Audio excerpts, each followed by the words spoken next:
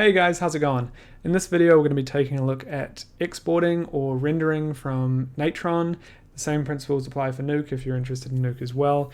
Unfortunately with Natron, rendering is quite buggy. As we will see, there are a lot of times where you render out a very simple sequence and it will just fail on certain frames.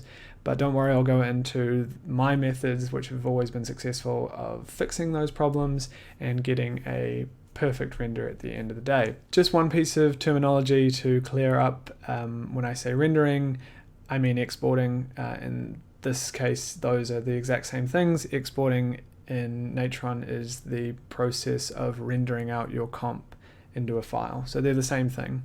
And it's done so using the write node, as we will get into right now. Okay, so I'm just going to go over very quickly the write node and how it works. So I just have a plate here, which is a movie file, and I just want to convert it into an EXR so that when I play it through, I don't get any end-of-line file issues. So just straight under the read node, I'm going to make a write. I'm going to use that by pressing W. It's going to bring up this file path, and then I can just navigate to where I want to save the file. So this is a good one. I'm going to make a subfolder because I'm making an EXR. I'm just going to name that folder like that, and I'm going to go into it. So it's convert write example. I'm going to name it that as well. I'm going to go .##.exr. So in the case of EXRs, we need the file name and we need the frame number. The frame number exists inside each individual file name, and it's got a dot either side and then the suffix at the end. So the suffix is the type of file, in this case EXR, and this is the frame number. You could also use %02D, which says 2 digits, and this is the thing that says this is a 2-digit integer number. We're just going to go back to the double octothorpe for now, hit save, and it will create the write node. So in most softwares you go file, export or something like that. In Natron and Nuke it's a node that you just trigger the write function from. So we have our write, it's filled out the file path we just made in the file section. We don't need an alpha channel, so we can just go to RGBA. And I'm going to skip over a lot of sections here because if you don't know what OCIO is and you don't have a custom config, you probably don't care, and the default one will work just fine. The other important thing is frame range, which is probably going to work just fine. You can do project or union of input ranges in project frame range, which I believe is just the longer version of both of those together. So the earliest frame and the last frame of both the project and the input. I know that my project is set correctly. I can check that here. Great. Or compare it against the read, 1 to 40. Great. So project will work just fine. Increment of 1 means it will render every frame. This section here, the encoder options, is specific to the type of file that you're creating. So just watch this. If I change this to a JPEG sequence, JPEG, as soon as I click out, these settings change. Same with, for example, .mov, they change again. But I'm going to leave them all default for EXR anyway, because that's a nice enough image for what I'm doing. And then the render button is basically the last one. So I'm going to hit render. It's going to launch this job. It's going to open up a new pane. Here we go, with the name, the progress, an ETA, the file, good information, and some controls. So if you ever notice that your render gets stuck, it just stops, say at 22 and just didn't keep moving, you could try pausing and resuming. I've noticed that to be a good way to kick it up the butt without having to restart the render entirely. This should be a pretty quick render because it's just a read node and straight out. It is taking a little bit of time, but whatever, we'll wait it out. Great, so that's finished now. If I go back to the node graph, I can create the read node for the EXR file we just created. So I'm navigated to that here, 1 to 40, you can tell all frames are there. And if I view it with the viewer and I hit play, we should have a working file. And there we go. So you can clearly see that there is some issues with the file. So there's a missing frame around here, and the first couple of frames are all the same. This is pretty normal for a Natron render to have bugs. I wouldn't recommend using Natron as a primary sort of image converter There's much better ones out there like Media Encoder from Adobe, but of course you do have to pay for those. Natron is very capable, it's just requires a little bit of babying along the way. So I'm going to show you how to deal with these issues, because it wouldn't be very good if I just said you had to accept them. So I just noticed that frame 32 seems to be the one that just didn't render anything. So I can just go to frame 32 and go into the right node, frame range, manual, and just render that one frame, 32, 32, and render. I'll do this all again with a more complex comp, which should have more issues in just a moment. That thinks it's finished. If I just refresh that now, try clearing the cache.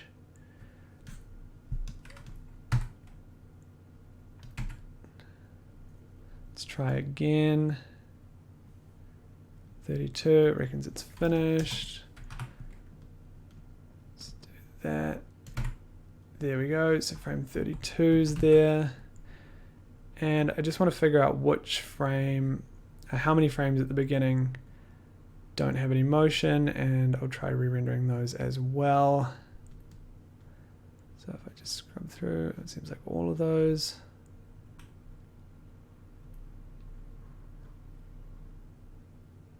Okay, so from frame 12, 1 to 12, so back into the read node, 1 to 12, let's just try them again. So all I'm doing really is if there's an issue, I just try rendering it again, and Natron usually gives a different result.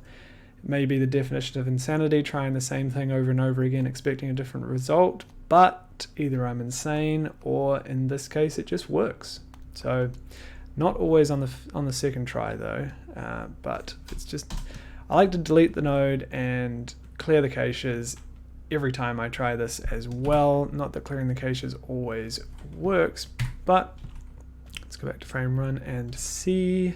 And now it's looking like all the frames are there.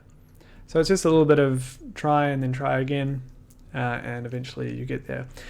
So that's the very basics of using a write node. I'm going to move on to a more complex comp just because there is some important differences. Very similar, but some important differences. Okay, so now we're going to try and render out a script. So a section of nodes that are manipulating the image in some significant way. So we have our comp here, we know that the bounding box is good, we've done all that, and so we're ready to go. So we're going to go to the bottom of the script or wherever we want to render from, and in this case it is the bottom. Not including the viewer, you don't need to render the viewer. I don't even think you can connect write nodes to the viewer. So we're just going to connect to, can you? No, yeah, so we're going to connect to the merge node, which is the bottom of the script. And I did that by just hitting W. So we've got our node here, and I'm just going to make sure that I fill out the file path, which I just cancelled accidentally. I'm going to navigate to where I want to save it, and I'm just going to make a subfolder because I'm going to render out an EXR file, and I want the frames to go into a nice tidy subfolder. Export comp. Just copy that as well. Go into the folder, export comp underscore version 01.2.exr and save that. So we're just going to quickly customize the settings we just went over, and that's looking good. Okay, so as I mentioned in the beginning, Natron can be a little bit buggy.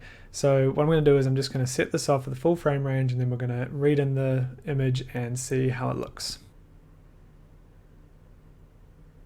Okay, that's finished. Let's see what our render looks like. So I can tell it's got all the frames because it says 1 to 40 here, which is a good start.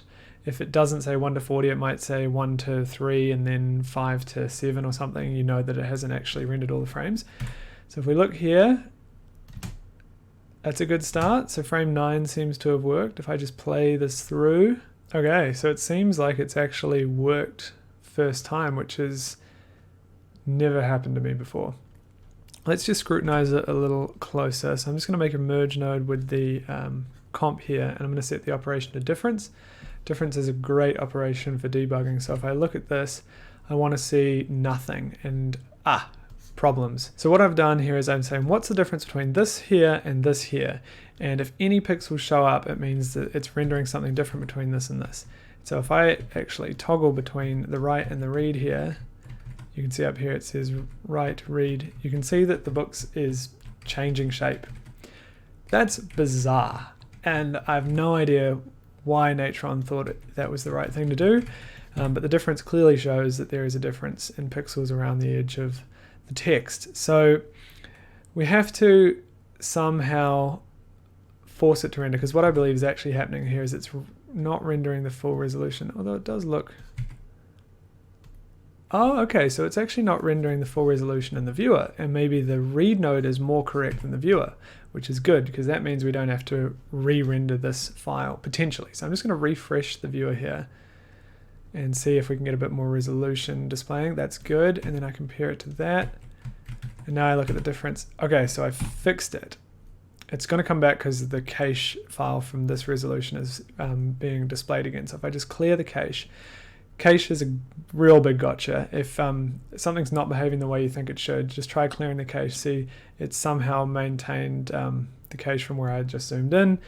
Bizarre. Clearing the cache should get rid of that, but it hasn't. If I look at the difference now, oh, it looks like one of these is displaying nothing. Okay, refresh. You just got to clear cache, refresh until nothing is changing, and then you're actually still maybe getting an accurate representation of what is there. Fantastic, no difference. So if I'm looking here, oh my goodness me, somehow the cache has come back, the bung cached frame. Let's refresh. Great. So this is, I'm looking here at the difference node, the difference merge from the write to the read, and there is nothing being displayed, which means that this here and this here are matching, at least as far as Natron can tell. What I would do now is load this up in a more reliable viewing software, like an editing software or QuickTime or VLC. Unfortunately, neither of those two softwares, at least as far as I know, can play EXR files. It's one of the big drawbacks of using an image sequence. But Premiere will do the trick, so let me just open that up. You don't have to use Premiere if you don't have it. If you have any software whatsoever that will play an EXR file, use that. If you don't have a software that will play an EXR file, what I suggest you do, because I still suggest you use EXRs, I suggest you take this read node here and you make a write underneath it, and you can even put a just put it in the same folder and call it the same name, _v01, and then _proxy, and then make it a movie file. And so now I'm just going to leave the settings default. That should work just fine. I'm going to disable this, and I'm going to render out this node here. So what I'm doing now is just creating a converted file version of the EXR that will hopefully play in QuickTime or VLC or whatever viewing software you have. The one thing to be very aware of with this is an issue that I'll go into in more detail later in this video, but sometimes rendering one node from Natron can render another one as well without it telling you. That sounds crazy. I know, no software should ever do that. Natron can do it, so just be careful of that. But what should be the case is if this file here that we just created, the proxy version, if this file here works, then it should mean that this file here also works, because this file was created of this file. So now I can go to that proxy file, comp export, and I should be able to play this in whatever the default Windows viewer is. Can't play. So I should be able to play this with VLC. Yep, it's a bit clunky, which is a bit worrying.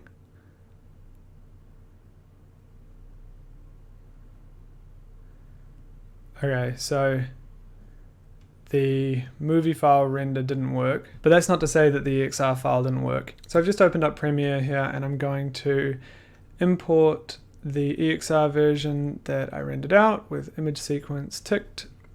So it'll bring in this file. And with Premiere and Natron, for some reason, when you render EXR, it comes in blank like this. I don't know why. It shouldn't be doing this, because in Natron, clearly we've set the write node to be rendering the RGB channels. not something else, but Premiere interprets this as color dot red, green, blue. So all we need to do is tell it. What I've done here is I've right clicked on the footage and I've gone sequence settings, source settings, and it brings up this OpenEXR interpreter thing, and we can just toggle the layer to color red, color green, color blue, and we don't need the alpha. And if we hit OK, now we get the color pixels.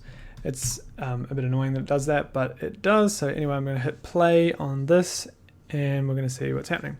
So I think in the process of rendering out that proxy file that ended up not working, I think that issue that I pointed out may have occurred where it actually deleted or overwrote. Oh no, it looks like Premiere was just struggling to play the frames, probably because they're quite large. EXR files have a tendency to be quite large. So I'm just flicking through here and I can see that, oh yeah, those are good. I think a frame around here was broken. This one here is broken, frame 8 approximately, I think, or frame 7. So if I'm just toggling between these, if I zoom in to make it a little more clear, just in case YouTube compression is screwing me, you can see how sharp the text is here, and I go to the next frame and it's all pixelated, and then that frame's sharp again. So I think this frame here is broken. It looks like to me that it's used the cache file instead of the actual full res render version somehow. I'm just flicking through. Sometimes it takes a little while for them to update. And I think it might be the only one, which is quite good actually from considering my normal experience with Natron. There's another one, the 4th frame from the end, I think. 1, 2, 3, 4. Yeah, okay. So frame 7 and 36 is broken. Cool. So what I suggest doing at this point is going into the file here, the folder, sorry, and duplicating it. So I'm just going to copy it and paste it into the same place. Wait for that to go. As you can see, it's over a gig and it's just a 40 frame long shot. That's because EXR files are just big files, but they're worth it. Okay, that's finished duplicating. So I'm just going to rename this folder to be safety. And this is just to make sure that if Natron decides to corrupt any other frame in this folder here, that I have the frame properly rendered here. So we're not going to be chasing our tail trying to get the render to work. So if I go back to Natron now, and I'm going to look at this read node, and I'm going to just zoom in a bit so we can clearly see. So it seems like it's frame 9, and I think this frame got broken when we rendered this. So I'm going to just render out. I'm going to go into the right node, and instead of project frame range, I'm going to make it manual. I'm just going to set this to 9 to 9, just one individual frame. Let's see. Thinks it's done it very quickly, just there. Oh, my bad. I was looking at the wrong node. I was looking at this one here. Let me delete that for peace of mind. Reset this to frame 9. Hit render again. I may have just deleted the first frame, but again, I have the safety file there, so I can just retrieve that. All right, frame 9, let's refresh. Still looking at the read, and it's come back to life, so it's got good resolution now. Let's check frame 36. Oh, my bad, it was frame 37. So let's render that out. From 37 to 37, render. Cool, refresh the viewer, and that one's come back to life as well. Let's just go back and check frame 1, because I think I just deleted that. No, we're good. Great, okay, so if I go to Premiere now, I'm not relying on Premiere to update automatically, but maybe it has. Yep, so the last frame, 37, worked. Keeps free, and that's the first frame. It looks to me like all of these frames have worked. which is fantastic. That was actually quite a smooth rendering experience as far as Natron's concerned. The reason it's playing clunkily like this is just because the files are big. So if I use Premiere and Media Encoder to render out a proxy version from this, I promise it will work a lot better. So if I just go proxy, create proxy, I have my setup here, next to folder, yep, okay.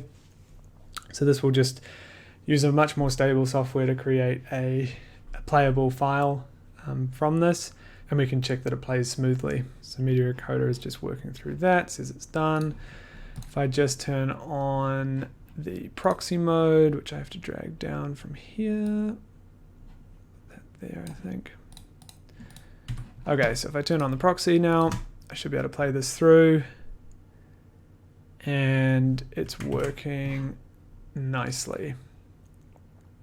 Fantastic. Okay, so that is successfully and rather smoothly rendering a fairly small script. The bigger the script, the more likely Natron is to fall on its face. If your script gets so big that it just refuses to render, what I recommend doing is pre-comping. So essentially a pre-comp is taking, say, this section of script, and if you pre-comp it, you'd put a write in here. We'd call it pre-comp 01.exr, and with the padding, of course. And we'd render this out, and then we'd put the read node below it. Read. Oh, I can't get a. Let's pretend this is the pre-comp file from this, and then we would attach this pipe here like that. So what we're essentially doing is skipping this section of script for this render. So and that's a very normal thing to do in a compositing pipeline. Scripts just get so heavy that they absolutely will not render or at least quickly on one machine. So you just got to section them out, render them, and then do more work separately. And yeah, and then you render this first, and then you render the next one, etc., etc. Okay, I'm going to explain one more issue, which I briefly mentioned earlier, that I noticed while creating thumbnails for this series. And that is where just saving a Natron script can actually overwrite a JPEG file on disk, which is crazy bizarre and unusual. So this is my Natron script for making the thumbnails, which has just gotten bigger and bigger every time I made a different thumbnail. And this is the folder that it's in. And when I opened the script, it actually made this file. I didn't ask it to render anything, it just created this file. This one was here, this one was here. So watch, I'll just delete these both. Delete. And so there's no JPEGs in this folder. There's subfolders and there's more Natron projects. And I'm just going to save, I'll just make a change to it, make a blur node, and I'll save this project. And we'll come over to the folder. It takes a little while to think. And then, excuse me, there is a PNG folder file here. And okay, it hasn't made one this time. Let me try rendering this, which is into this location. Okay, great, it's made this file. Now I'm going to close this Natron script and I'm going to open this one here. So it's a different episode, the thumbnail should look different. I'm going to open this up. Just watch this, let's see if something happens.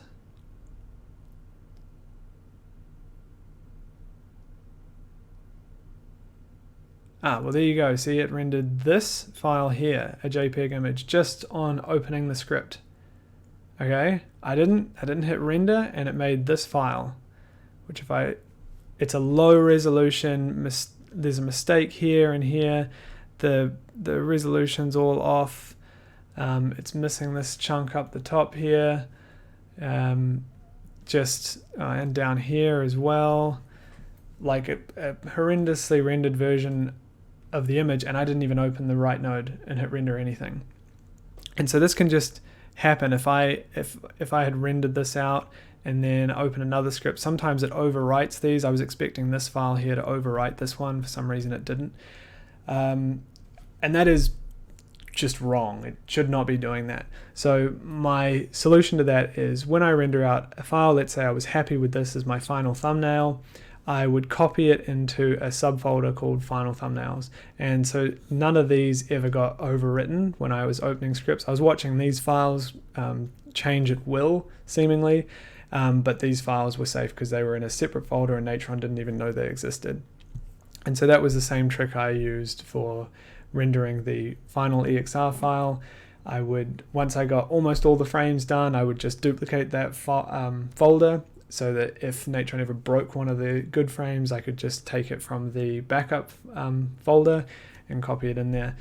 So it is unfortunately tricky, but once you're aware of these things, you just check your renders when they're done, check them, zoom in and make sure that the resolution is good as well. It'll either be good or it won't be. Unfortunately, with something like this, there is issues like this here. That's just a tiny bit off, but you can tell very quickly by looking at this that it's wrong. Like there's another one there. The resolution of the text is all off, and there's this big chunk up here. Like there's just so much wrong with this, it's easy to spot. So if it worked, everything will work, and you'll be able to tell pretty quickly of just looking around like, oh, I can't see anything wrong with it. It worked. Or more than likely, I haven't noticed anything. I haven't noticed the frame to be almost perfect, but with something subtle, except in the case of Roto and Paint. Roto and Paint nodes can sometimes leave out maybe just a small section, and just be aware, like this outline here is a roto shape, and it's obviously worked, but sometimes if there was like a gap, like sometimes when I wear my headphones, I got them here and they go up like this and then like that. Sometimes the shapes in this part here, the stencil, they don't show up, so I rotoed the outline and then I stencil out the inside, but that stencil shape doesn't work and you can see the wall behind me. So you just know, you get used to what to look for. It is unfortunate, but it's part of the bugginess that Natron is. So just be aware of it, keep an eye on it, and you'll get used to it. And it's not so annoying once you have these systems in place to watch out for. So that's a quick look at rendering from Natron. Unfortunately, as you can see, it's buggy. Just is. It is a shame, but I've never not been able to get the render that I wanted. It's just taken a little bit longer than it does in other softwares. So just keep it in mind and use those techniques that I showed you, and I'm confident that you'll always be able to get a render. If it's ever just not able to do one frame, just check if you can actually load the frame in the viewer, or if the comp is too heavy, in which case use the pre-comp method, which I explained, and try splitting it in half first, and if that doesn't work, split it in half again, and eventually you'll get to the point where you're rendering one node at a time, and it will work at some point, not at one node at a time. There might be certain nodes, like paint nodes, that are just way heavier than others, and so maybe just pre-comping those is smart, and then you can do a big chunk of nodes and then pre-comp the heavy node again. But anyway, you'll get a feel for it. So I hope this was beneficial, and that is a nice kind of bookend to my introductory series on Natron compositing. I'll be doing more tutorials on Natron. We'll definitely see it again on the channel, probably with more specific things, like I probably show how to do like glows or like a lightsaber and stuff like that, but more specific cases of comp examples. So I hope this was beneficial. If you're watching this far, surely you found it some sort of beneficial, so thank you very much for all the watch time. I really hope that that it helps. If you have any questions, ask them in the comments below. I'll try and answer all of them. I think I've managed to do so far. And I'll also be doing live streams. And if you can't figure out something in Natron, keep an eye out for my live streams and you can jump into the chat there and I'll try and debug it for you. So yeah, there's I aim to be a continued resource on the topic. Yeah, so anyway, thanks for watching. Stick around. If you got this far, actually, please subscribe. That helps me out a lot. And yeah, thank you very much, and I'll see you in the next video.